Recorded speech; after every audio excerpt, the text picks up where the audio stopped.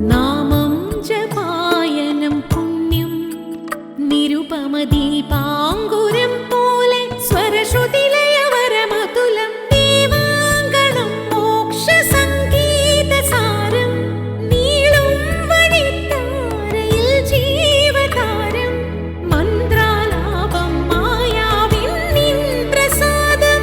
ദീപം ദീപം ദീപം.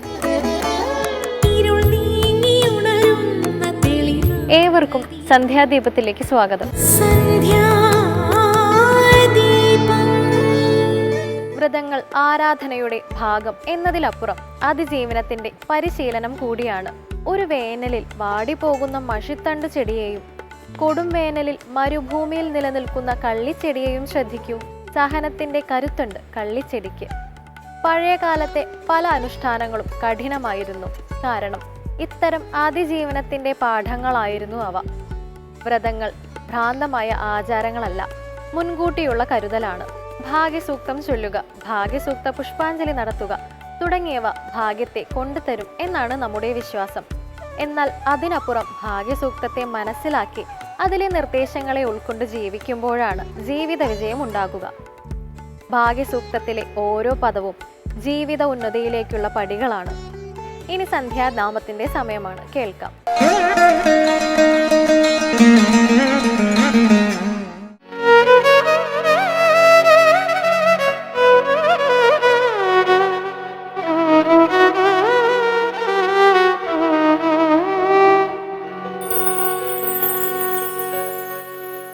എല്ലാം അയ്യപ്പൻ, എല്ലാവർക്കും പൊരുളയ്യപ്പൻ.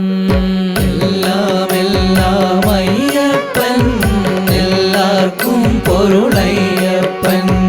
എല്ലാം അയ്യപ്പൻ, എല്ലാവർക്കും പൊരുളയ്യപ്പൻ. എല്ലാം അയ്യപ്പൻ, എല്ലാവർക്കും പൊരുളയ്യപ്പൻ. കല്യാണാങ്കൻ കാരുണ്യാമയൻ അല്ലലൊഴിപ്പവനയ്യപ്പൻ. എല്ലാം അയ്യപ്പൻ, എല്ലാവർക്കും പൊരുളയ്യപ്പൻ. എല്ലാം അയ്യപ്പൻ, എല്ലാവർക്കും പൊരുളയ്യപ്പൻ.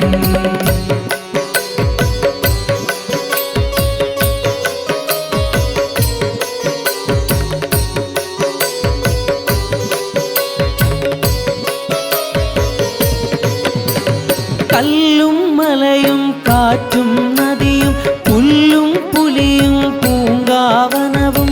കല്ലും മലയും കാറ്റും നദിയും പുല്ലും പുലിയും പൂങ്കാവനവും. ലക്ഷം ലക്ഷം ഭക്തരും അവരുടെ ലക്ഷ്യം ശബരിഗിരീശ്വരനയ്യൻ. എല്ലാം അയ്യപ്പൻ, എല്ലാവർക്കും പൊരുളയ്യപ്പൻ. എല്ലാം അയ്യപ്പൻ, എല്ലാവർക്കും പൊരുളയ്യപ്പൻ.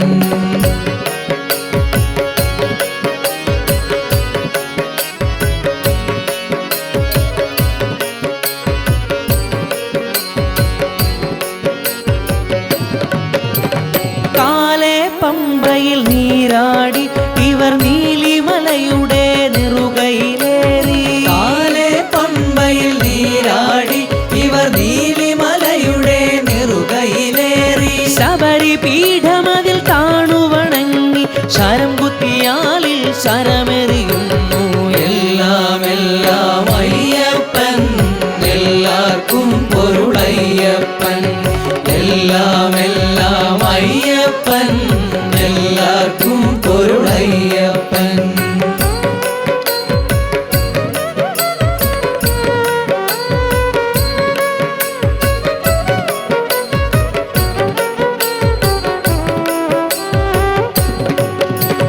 ദൂരെ വരും വെടിനാദം കേട്ട് ചാരേ തിരുസന്നിധിയിലണഞ്ഞ. വരും വെടിനാദം കേട്ട് ചാരേ തിരുസന്നിധിയിലണഞ്ഞ. പരമമോക്ഷ സന്ദായകമാം നിൻ 18 പടി നിരയും കാണാം. എല്ലാം അയ്യപ്പൻ, എല്ലാവർക്കും പൊരുളയ്യപ്പൻ. എല്ലാം അയ്യപ്പൻ എല്ലാവർക്കും പൊരുളയ്യപ്പൻ.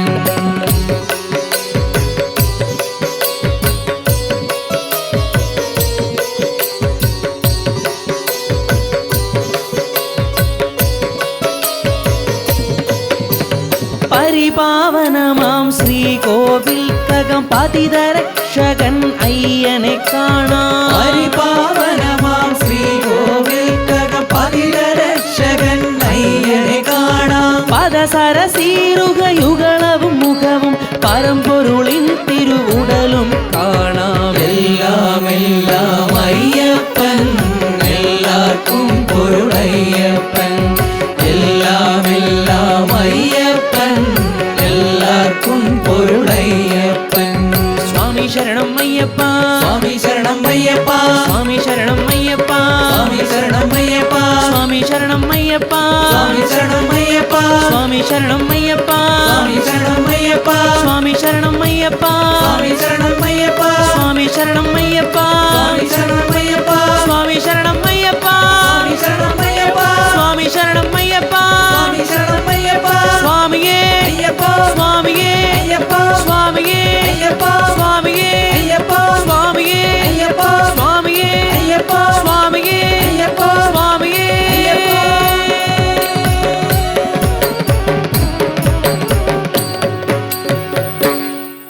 കൊട്ടിയൂർ ഉത്സവത്തിന്റെ ഭാഗമായി വയനാട് മുതിരേരിക്കാവിൽ നിന്നും വാളെഴുന്നള്ളിച്ചു വരുന്ന ഒരാചാരമുണ്ട്.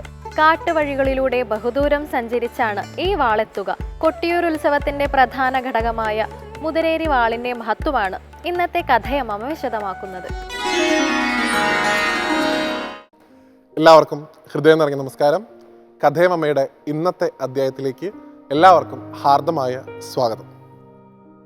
വൈശാഖമാസം കൊട്ടിയൂർ തീർത്ഥാടന കാലം കൂടി ആയതുകൊണ്ട് തന്നെ കൊട്ടിയൂരുമായി ബന്ധപ്പെട്ട വളരെ വിശേഷപ്പെട്ട ഒരു കഥ അതാണ് ഇന്നേ ദിവസം നമുക്ക് അനുസ്മരിക്കാനുള്ളത്. കൊട്ടിയൂർ തീർത്ഥാടന കാലം ആരംഭിക്കുന്നത് തന്നെ മുതിരേരിയിൽ നിന്നുള്ള വാളെഴുന്നള്ളത്തിലൂടെയാണ്.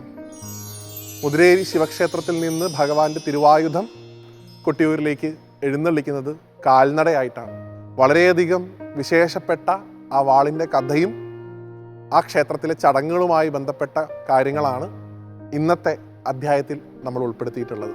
കൊട്ടിയൂർ ക്ഷേത്രം നമുക്കറിയാവുന്നത് പോലെ തന്നെ ദക്ഷയാഗ ഭൂമിയാണ്. മഹാദേവന്റെ സാന്നിധ്യവും ശ്രീപാർവതീ ദേവിയുടെ സാന്നിധ്യവും നിരന്തരം നിലനിൽക്കുന്ന, പ്രകൃതിയോട് ഏറ്റവും കൂടുതൽ ചേർന്ന് കിടക്കുന്ന ഒരു ആരാധനാ ഭൂമിയാണ്. അവിടെ നിലനിൽക്കുന്ന ഏറ്റവും പ്രധാനപ്പെട്ട ഉത്സവക്കാലമാണ് ഈ വൈശാഖകാലം. ആ സമയത്ത് ഭഗവാൻ നടക്കുന്ന നെയ്യാട്ടം, അതുപോലെ തന്നെ ഇളനീരാട്ടം, ആലിംഗന പുഷ്പാഞ്ജലി, ചതുശതം നേദ്യം, ഇതിനൊക്കെ തന്നെ തുടക്കം കുറിക്കുന്ന ഒരു ചടങ്ങായിട്ടാണ് വയനാട് ജില്ലയിലെ മാനന്തവാടിക്കടുത്തുള്ള മുതിരേരി ശിവക്ഷേത്രത്തിലെ വാളറയിൽ സൂക്ഷിച്ചിട്ടുള്ള മുതിരേരി വാൾ എന്ന് വിളിക്കപ്പെടുന്ന തിരുവായുധം കൊട്ടിയൂർക്ക് എഴുന്നള്ളിക്കുന്ന രീതി. അതിന്നും ഒരു തരത്തിലുള്ള ചടങ്ങുകളും തെറ്റിക്കാതെ കൃത്യമായി ആ ക്ഷേത്രത്തിൽ നടക്കുന്നുണ്ട്. ഇന്നും കാൽനടയായിട്ട് കിലോമീറ്ററുകളോളം സഞ്ചരിച്ചുകൊണ്ടാണ് ഭഗവാന്റെ വാൾ എഴുന്നള്ളിക്കുന്നത്. ആ വാളിന് പുറകിലുള്ള കഥ കൊട്ടിയൂർ ക്ഷേത്രവുമായിട്ട് അല്ലെങ്കിൽ അക്കരെ കൊട്ടിയൂരുമായിട്ട് വളരെയധികം ബന്ധപ്പെട്ട് കിടക്കുന്നു. മഹാദേവന്റെ കോപാഗ്നിയിൽ നിന്ന് ജനിച്ച വീരഭദ്രസ്വാമിയും ഒപ്പം ശ്രീഭദ്രകാളിയും ഭൂതഗണങ്ങളുമായി ചേർന്നുകൊണ്ട് ദക്ഷന്റെ യാഗശാല ആക്രമിക്കാനായി പുറപ്പെടുന്നു. അതിഘോരമായിട്ടുള്ള യുദ്ധം ഭഗവാന്റെ ഭൂതഗണങ്ങളും ഒപ്പം ദക്ഷന്റെ സൈന്യവും തമ്മിൽ വെച്ച് നടക്കുന്നു. ആ യുദ്ധത്തിൻ്റെ അവസാനം വീരഭദ്രസ്വാമി തൻ്റെ കയ്യിലുള്ള ആ തിരുവായുധം കൊണ്ട് ദക്ഷന്റെ തലയറുക്കുന്നു. അദ്ദേഹത്തിൻ്റെ കയ്യിലുണ്ടായിരുന്ന ആ തിരുവായുധമാണ് ഈ പറഞ്ഞ മുതിരേരി വാൾ എന്നാണ് സങ്കല്പം. അത് സൂക്ഷിച്ചിട്ടുള്ളത് അക്കരെ കൊട്ടിയൂർ ഇക്കരെ കൊട്ടിയൂരല്ല, മുതിരേരി ശിവക്ഷേത്രത്തിലാണ്. അന്നേ ദിവസം അവിടുത്തെ മേൽശാന്തിയാണ് കാൽനടയായിട്ട് കിലോമീറ്ററുകളോളം സഞ്ചരിച്ച് മുതിരേരിയിൽ നിന്ന് വാള് കൊട്ടിയൂർ എത്തിക്കുന്നത്. രാവിലത്തെ ഭഗവാന്റെ പൂജകൾക്കൊക്കെ ശേഷം ഭഗവാന്റെ ശിവലിംഗം തുളസിയില കൊണ്ട് മൂടി ഈ വാളറയിൽ നിന്ന് വാള് പുറത്തെടുത്ത് ശിവലിംഗത്തിനോട് ചേർത്ത് വെച്ച് പ്രത്യേകമായിട്ടുള്ള പൂജകളൊക്കെ ശേഷം മേൽശാന്തി ക്ഷേത്രത്തിൽ കുളിച്ച് ധ്യാനത്തിലിരിക്കുന്നു. അദ്ദേഹത്തിന് ആ വെളിപാടുണ്ടാവുന്ന സമയത്ത് ഭഗവാന്റെ ശിവലിംഗത്തിനോട് ചേർത്ത് വെച്ചിരിക്കുന്ന ആ വാൾ എടുത്തുകൊണ്ട് അദ്ദേഹം പുറപ്പെടുകയാണ്. കിലോമീറ്ററുകളോളം കാടും മലയും താണ്ടി ഏകനായിട്ട് സഞ്ചരിക്കുന്ന അദ്ദേഹത്തെ കൊട്ടിയൂർ നമുക്ക് കാണാൻ സാധിക്കും. ആ വീരഭദ്രസ്വാമിയുടെ തിരുവായുധം അദ്ദേഹത്തിൻ്റെ കയ്യിൽ ഇരിക്കുമ്പോൾ ഉണ്ടാകുന്ന ആ വെളിപാട് അല്ലെങ്കിൽ അദ്ദേഹത്തിൻ്റെ ആ ചൈതന്യം ഒരു തവണയെങ്കിലും കൊട്ടിയൂരെത്തുന്ന ഓരോരുത്തരും കാണേണ്ടതാണ്. അതുകൊണ്ട് തന്നെ വാളെഴുന്നള്ളിപ്പ് കാണാനായിട്ട് കാത്തു നിൽക്കുന്ന എത്രയോ ഭക്തരെ നമുക്ക് കാണാൻ സാധിക്കും. അങ്ങനെ വാൾ മുതിരേരിയിൽ നിന്ന് കൊട്ടിയൂർ എത്തുമ്പോൾ തൊട്ടാണ് യഥാർത്ഥത്തിൽ ഈ കൊട്ടിയൂരിലെ വൈശാഖക്കാലത്തിന് ആരംഭം കുറിക്കുന്നത്. ഇപ്പോൾ ഒരു തിരുവായുധം എഴുന്നള്ളിക്കുക എന്നുള്ളത് മാത്രമല്ല ഈ ഒരു മുതിരേരി വാൾ വരുന്നതിൻ്റെ സങ്കല്പം. നോക്കൂ, എപ്പോഴും ഭഗവാന്റെ ഭൂതഗണങ്ങൾ വീരഭദ്രസ്വാമി ആയിക്കോട്ടെ ഭദ്രകാളി ആയിക്കോട്ടെ ശിവനിന്ദ ചെയ്തതിൻ്റെ പേരിലല്ല ആത്യന്തികമായിട്ട് ദക്ഷനെ വധിക്കുന്നത്. അധർമ്മമാണ്. ഒരു യാഗത്തിൽ രുദ്രന് സമർപ്പിക്കേണ്ട ഭാഗമുണ്ട്. ആ രുദ്രന് സമർപ്പിക്കേണ്ട ഭാഗം കൊടുക്കാതെ യാഗം നടത്തുക എന്ന് പറയുന്നത് യാഗത്തിന് തന്നെ അപമാനമാണ്. മഹാദേവനോടുള്ള വൈരാഗ്യം മൂത്ത് ദക്ഷൻ ചെയ്തത് ആത്യന്തികമായിട്ട് അധർമ്മമാണ്. ആ അധർമ്മത്തിനെതിരെയാണ് വീരഭദ്രസ്വാമിയും ഭദ്രകാളിയും സാക്ഷാൽ മഹാദേവനും പ്രതികരിച്ചത് ദക്ഷന്റെ തല അറുത്തുകൊണ്ടായിരുന്നു. അപ്പൊ ധർമ്മത്തെ പുനഃസ്ഥാപിച്ച വാളാണ് മുതിരേരിയിരിക്കുന്നത്, ഭഗവാന്റെ തിരുവായുധം. അത് കയ്യിൽ ധരിക്കുന്ന സമയത്ത് മേൽശാന്തി യഥാർത്ഥത്തിൽ ചെയ്യുന്നത് ആ ധർമ്മ സംസ്ഥാപനത്തിന്റെ നാളുകളെ വീണ്ടും ഓർമ്മിപ്പിക്കുക എന്നുള്ളതാണ്. ആ തിരുവായുധം കൊണ്ട് ആത്യന്തികമായിട്ട് ഉണ്ടാവേണ്ടത് ഒരു കായികമായിട്ടുള്ള ഒരു യുദ്ധസന്നദ്ധത ആയിട്ടുള്ള ഒരാളുടെ ഒരു മനോവികാരമല്ല ആ സമയത്ത് അത് കയ്യിൽ ധരിക്കുന്ന ആചാരൻ ഉണ്ടാവുന്നത്. ധർമ്മത്തെ പുനഃസ്ഥാപിക്കാൻ വേണ്ടിയിട്ട് ആയുധത്തെ ഉപയോഗിക്കുക. ഏത് ആയുധവും ആത്യന്തികമായിട്ട് അറിവിൻ്റെ പ്രതീകമാണ്.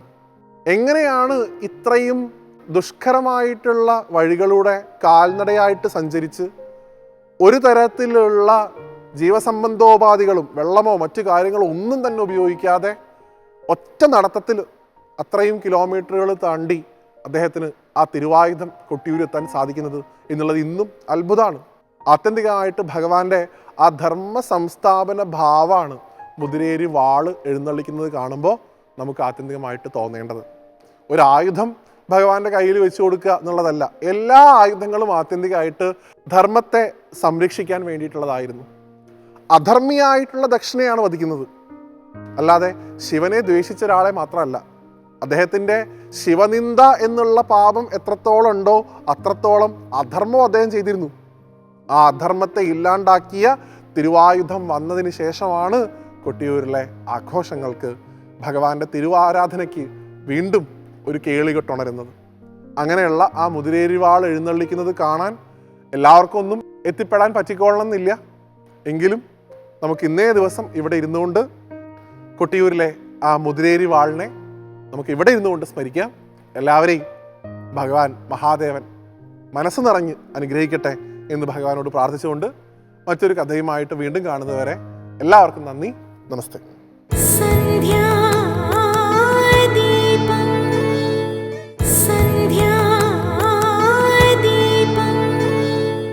പ്രദക്ഷിണം എന്നത് ഒന്നിനെ കേന്ദ്രമാക്കി നടത്തുന്ന യാത്രയാണ്.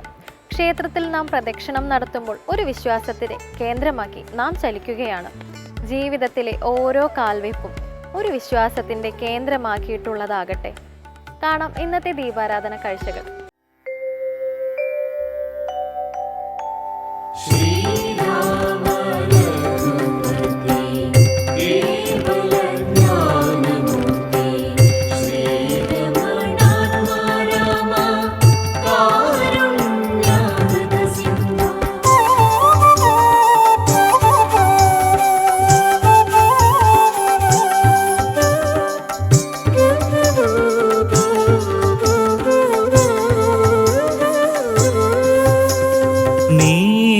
വരുന്നതും പാർത്ത് ഞാനിരുന്നിതു മുന്നം ദേവകളോടും കമലാസനോടും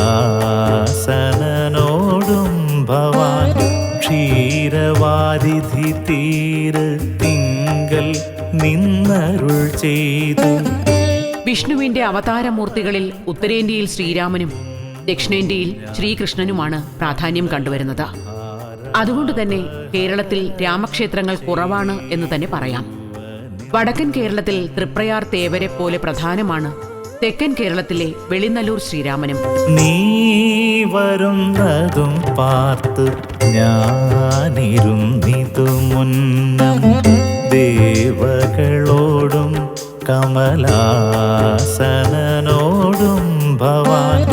അല്പം രൗദ്രഭാവത്തോടെ ഒഴുകുന്ന ഇത്തിക്കരയാർ, ആറ്റിന്റെ ഇരുകരകളിലുമായി വ്യാപിച്ചു കിടക്കുന്ന ശാന്തമായ ഗ്രാമം, ഐതിഹ്യങ്ങളിലെ ഇത്തിക്കര പക്കിയുടെ വിഹാരരംഗം. MC റോഡിൽ ഓയൂരിൽ നിന്നും പാരിപ്പള്ളിയിലേക്ക് നീളുന്ന പാതയിൽ സ്ഥിതി ചെയ്യുന്ന വെളിനല്ലൂർ ഗ്രാമം വലിയാംകുന്ന്, ഉഗ്രൻകുന്ന് എന്നിവ കാവൽ നിൽക്കുന്ന പ്രദേശമാണ്. കൊല്ലം ജില്ലയിൽ ഉൾപ്പെട്ട ഈ പ്രദേശത്താണ് പുരാതനവും പ്രസിദ്ധവുമായ വെളിനല്ലൂർ ശ്രീരാമസ്വാമി ക്ഷേത്രം. സാരസാനന സകലേശ്വര ദയാനിധേ ഞാനെന്നു തുടങ്ങി വന്നിവിടെ വാണിടിനേനാനന്ദ സ്വരൂപന നിന്നുടൽ കണ്ടുകൊള്ളുവാൻ. വെളിനല്ലൂർ ശ്രീരാമസ്വാമി ക്ഷേത്രം പുരാണ കഥയുമായി ബന്ധപ്പെട്ട സ്ഥലത്താണ് സ്ഥിതി ചെയ്യുന്നത്. ഉഗ്രൻകുന്നെന്നാണ് ക്ഷേത്രം സ്ഥിതി ചെയ്യുന്ന സ്ഥലത്തിനെ അറിയപ്പെടുന്നത്. പണ്ട് ബാലി സുഗ്രീവ യുദ്ധം നടന്ന സുഗ്രീവൻ കുന്നാണ് ഉഗ്രൻകുന്നായി മാറിയത്. അതോടൊപ്പം തന്നെ ഇതിന് തൊട്ട് 1/2 കിലോമീറ്റർ അകലെയായി ബാലി വസിച്ച വാലിയാംകുന്നെന്ന് പറയുന്ന സ്ഥലമുണ്ട്. സപ്തസാലം എഴുന്ന 7 മരങ്ങളെ ഭേദിച്ചത് നമ്മുടെ ക്ഷേത്രത്തിന് മുൻപിൽ കാണുന്ന ആറിനോട് ചേർന്ന് നിൽക്കുന്ന സ്ഥലമാണ്. മലഞ്ചുഴി എന്നാണ് അവിടെ അറിയപ്പെടുന്നത്. ഇവിടെ ബാലി സുഗ്രീവ യുദ്ധം നടന്നപ്പോൾ ബാലി ദാഹാർത്തനായി വെള്ളത്തിന് അപേക്ഷിച്ചപ്പോൾ ശ്രീരാമൻ തൻ്റെ അമ്പ് കൊണ്ട് ഒരു പാറയിൽ ഉരസി ഒരു നീരുറവയുണ്ടാക്കി വെള്ളം കൊടുത്ത സ്ഥലം തണ്ണീർക്കുടി എന്നും പറഞ്ഞുകൊണ്ട് അത് ഈ ബാലിയാംകുന്ന് എന്ന് പറയുന്ന മലയിലുണ്ട്. സപ്തസാലങ്ങൾ എന്ന് പറയുന്ന 7 മരങ്ങളിൽ നിന്നത് ഈ ക്ഷേത്രത്തിന് മുന്നിൽ കാണുന്ന ഈ നദിയിലാണ്. അത് എയ്ത് മുറിക്കുകയും അവിടെ 7 വലിയ കയങ്ങളുണ്ട്. കൂടാതെ ഈ ക്ഷേത്രം നിൽക്കുന്ന ഈ സ്ഥലത്തിൻ്റെ ഒരു സുഗ്രീവൻ കുന്ന് അഥവാ ഉഗ്രൻകുന്നാണ്. ഒപ്പം ബാലി വസിച്ച ബാലിയാംകുന്ന് ഇതിൻ്റെ തൊട്ട് പിൻവശത്തായിട്ടുണ്ട്. തിടപ്പള്ളി, നമസ്കാര മണ്ഡപം, വലിയമ്പലം, നാലമ്പലം, ബലിക്കൽപുര, ആനപ്പന്തൽ എന്നിങ്ങനെ പ്രൗഢി വിളിച്ചോതുന്ന പ്രസിദ്ധവും പുരാതനവുമായ ഈ ക്ഷേത്രം പ്രാചീന കാലം മുതൽ ഇണ്ടളയപ്പൻ എന്ന ദേവനെ ആരാധിച്ചു വന്ന സ്ഥലമാണ്. ഈ കാണുന്ന ഇണ്ടളയപ്പൻ നട എന്ന് പറയുന്ന നടയ്ക്ക് ഏതാണ്ട് 2000 വർഷത്തിൽ പുറത്താണ് പഴക്കം പറയുന്നത്. ഇത് സ്വയംഭൂവായ ഒരു വിഗ്രഹമാണ്. കൂടാതെ ഈ അമ്പലത്തിൽ വട്ടെഴുത്ത്, കോലെഴുത്ത് പോലുള്ള പ്രാചീനപരമായ ലിപികളുണ്ട്. അത് ആർക്കിയോളജിക്കൽ സർവേയൊക്കെ ഒരുപാട് പഠനമൊക്കെ നടത്തിയെങ്കിലും ഇതുവരെ അത് വായിക്കാനൊന്നും കഴിഞ്ഞിട്ടില്ല. ഈ കാണുന്ന ഇണ്ടളയപ്പൻ നട എന്ന് പറയുന്ന നടയ്ക്ക് ഏതാണ്ട് 2000 വർഷത്തിൽ പുറത്താണ് പഴക്കം പറയുന്നത്. ഇത് സ്വയംഭൂവായ ഒരു വിഗ്രഹമാണ്. ഒരേ ശ്രീകോവിലിൽ കിഴക്കോട്ട് ദർശനമായ ശ്രീരാമസ്വാമിയും ലക്ഷ്മണ ഭഗവാൻ പടിഞ്ഞോട്ട് ദർശനമായും കുടികൊള്ളുന്ന ഏക ക്ഷേത്രവും ഇതുതന്നെയാണ്. മേൽക്കൂരയുള്ള നാഗരാജാവിൻ്റെ ക്ഷേത്രവും ഇവിടെ തന്നെ ഉണ്ട്. പിന്നെ നിരവധി ഭക്തജനങ്ങളാണ് ദൂരദേശങ്ങളിൽ നിന്ന് സ്വാമിയെ കാണാനായിട്ട് ഇവിടെ എത്തിക്കൊണ്ടിരിക്കുന്നത്. ഒരിക്കൽ ഇവിടെ വന്ന ഒരു പരദേശി ബ്രാഹ്മണന് ഇവിടെ വച്ച് ശ്രീരാമ ദർശനമുണ്ടായി എന്നും അതിന്റെ ഫലമായാണ് ഇവിടെ ശ്രീരാമ പ്രതിഷ്ഠ നടത്തി ക്ഷേത്രം നിർമ്മിച്ചത് എന്നുമാണ് വിശ്വാസം. ജാതി സമ്പ്രദായവും അയിത്തവും കൊടുമ്പിരിക്കൊണ്ട കേരളം ഭ്രാന്താലയമെന്ന് വിശേഷിക്കപ്പെട്ടിരുന്ന പഴയ കാലങ്ങളിൽ പോലും സമൂഹത്തിന്റെ അടിത്തട്ടിലായിരുന്ന ജനവിഭാഗങ്ങൾക്ക് ക്ഷേത്രവുമായി ബന്ധപ്പെട്ട ചടങ്ങുകളിൽ പങ്കാളിത്തമുണ്ടായിരുന്നു എന്നതാണ് ഇവിടത്തെ ഒരു സവിശേഷത.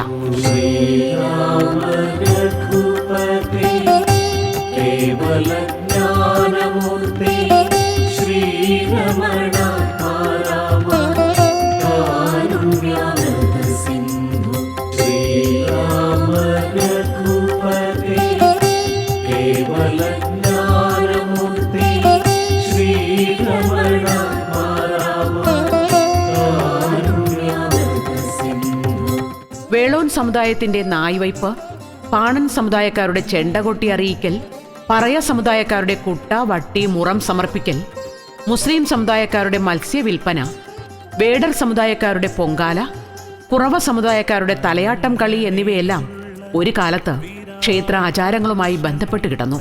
ഈ വാണിഭമേളയിൽ ശ്രദ്ധേയമായത് കാളച്ചന്തയാണ്. വിവിധ പ്രദേശങ്ങളിൽ നിന്ന് കൊണ്ടുവരുന്ന അനേകം കാളകളുടെ കൊടുക്കൽ വാങ്ങലാണിത്. വാണിഭ സ്ഥലത്തു നിന്നും മത്സ്യവും ചുണ്ണാമ്പും വാങ്ങുക എന്നത് ഒരു കാലത്ത് നേർച്ചയുടെ ഭാഗം തന്നെയായിരുന്നു. ആര്യ ആരാധനാ സമ്പ്രദായത്തിന്റെ ശക്തമായ പ്രതീകമാണ് ശ്രീരാമനെങ്കിലും ഗോത്ര ആരാധന സമ്പ്രദായത്തിന്റെ മുദ്രകൾ ഈ മഹാക്ഷേത്ര സംസ്കാരവുമായി ലയിച്ചു കിടക്കുന്നു എന്ന് നമുക്ക് മനസ്സിലാക്കാം. മൂന്നുമാശ്രയിച്ചല്ലു ബ്രഹ്മാവും വിഷ്ണുതാനും രുദ്രനുമുണ്ടായി വന്നു ലോക സൃഷ്ടിക്കു രജോ ഗുണമാശ്രയിച്ചല്ലു ലോകേശനായ ധാത നാഭിയിൽ നിന്നുണ്ടായി സത്വമാം ഗുണത്തിങ്കൽ നിന്നു രക്ഷിപ്പാൻ വിഷ്ണു രുദ്രനും തമോ ഗുണം കൊണ്ടു സംഹരിപ്പാനും ബുദ്ധിജാതകളായ വൃത്തികൾ ഗുണത്രയം നിത്യമംശിച്ചു ജാഗ്രൽ. ഇവിടുത്തെ ആചാരങ്ങൾ വളരെ പ്രധാനപ്പെട്ട വളരെ അപൂർവമായ ആചാരങ്ങളാണ്. നായ്വയ്പ്പ് പോലുള്ള ആചാരങ്ങൾ. അതുപോലെ ഇവിടെ ഒരു ദിവസം രോഹിണി ഉത്സവത്തിന്, മീനമാസ രോഹിണി ഉത്സവത്തിന് മത്സ്യം വിൽക്കുന്ന പതിവുണ്ട്. കൂടാതെ ഇവിടെ ഇണ്ടളേപ്പനോട് ബന്ധപ്പെട്ട് മത്സ്യ ചന്ത കൂടാതെ കാളച്ചന്തയും അതുപോലെ പാത്രം വിൽപ്പനയും മണൽ കച്ചവടം എന്ന് പറഞ്ഞൊക്കെ പേരുകേട്ട ആചാരങ്ങളൊക്കെ ഉണ്ടായിരുന്നു. അതൊക്കെ ഇപ്പോൾ ഏറെക്കുറെയൊക്കെ കുറച്ച് കുറഞ്ഞ്. ക്ഷേത്രത്തിലേക്ക് പോകും വഴി ഹനുമാൻ ക്ഷേത്രം കാണാം. മാടൻ തമ്പുരാൻ, വാതിൽക്കൽ ഞാലി, കൊച്ചുമൂർത്തി എന്നിവരുടെ ആരാധനാസ്ഥാനങ്ങൾ സാധൂകരിക്കുന്നത് ഈ നിഗമനത്തെയാണ്. ശ്രീരാമ രഘുപതി കേവല ജ്ഞാനമൂർത്തി സന്ധ്യാദീപം സന്ധ്യാദീപം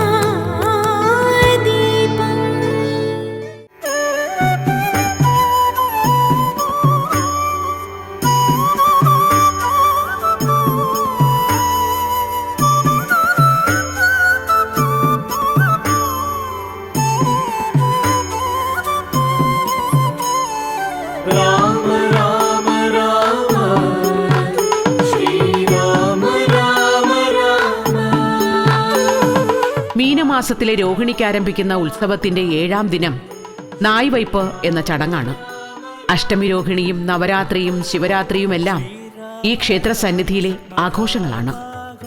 കുംഭമാസത്തിലെ തിരുവാതിരയ്ക്ക് ആറാട്ടായി വരുന്ന രീതിയിൽ 10 ദിവസത്തിന് മുന്നേ കൊടിയേറി ഉത്സവം ആരംഭിക്കുന്നു.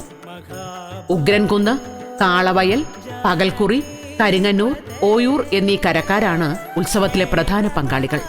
തിരുവിതാംകൂർ ദേവസ്വം ബോർഡ് മേജർ വെളുന്നല്ലൂർ ശ്രീരാമസ്വാമി ക്ഷേത്രത്തിലെ സ്വകാര്യ അഹങ്കാരമാണ് വെളുന്നല്ലൂർ മണികണ്ഠൻ. ശബരിമല ശ്രീധർമ്മശാസ്താവിൻ്റെ തിടമ്പ് 6ാമത്തെ തവണയാണ് മണികണ്ഠനേറ്റത്. ശ്രീരാമസ്വാമിക്ക് പാൽപ്പായസവും ഹനുമാന് വടമാലയും നിവേദ്യമായി നൽകുന്നു. വാതിൽക്കൽ ഞാനിയുടെ സന്നിധിയിൽ കുട്ടികളുടെ രോഗശമനത്തിനായി വളയും പാവയും തൊട്ടിലും എല്ലാം സമർപ്പിക്കുന്ന സമ്പ്രദായം പ്രാചീന കാലം മുതൽ നടന്നുവരുന്നു. കൊച്ചുമൂർത്തിക്ക് വെറ്റിലപ്പാക്ക് നിവേദ്യമാകുന്നു.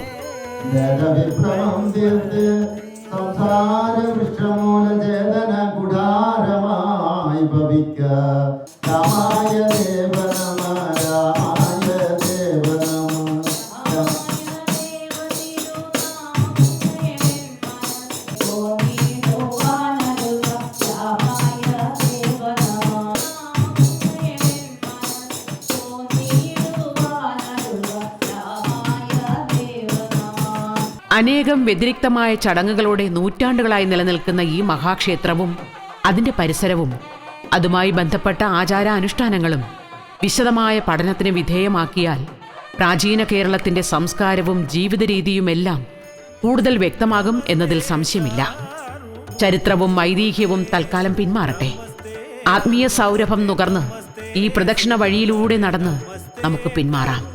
ഇത്തിക്കരയാർ അതിന്റെ രാമനാമജപം അവിരാമം തുടർന്നുകൊണ്ടേയിരിക്കട്ടെ.